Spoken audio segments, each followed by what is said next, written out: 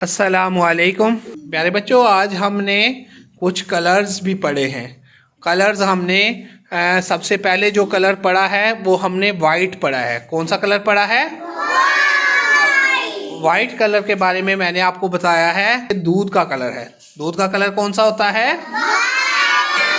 और मैंने आपको बताया है कि आपके मामा के बाबा के दांतों का कलर भी वाइट है। करने से पहले चावलों का कलर वाइट। कॉपी के जिस कागज पे आप लिखते हैं उस कागज का कलर कौन सा होता है?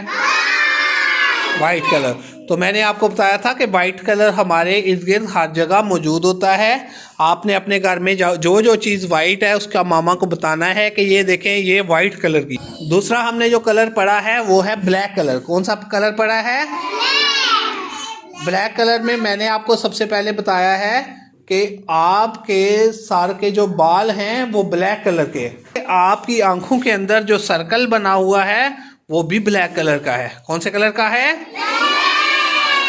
हम जो है रात को जब बाहर निकलते हैं तो हर तरफ अंधेरा छाया होता है, उस अंधेरे का कलर कौन सा है? ब्लैक। तो आज हमने ये दो कलर पढ़े हैं, कल हम इंशाल्लाह दो कलर और पढ़ेंगे। अस्सलामुअलैकुम।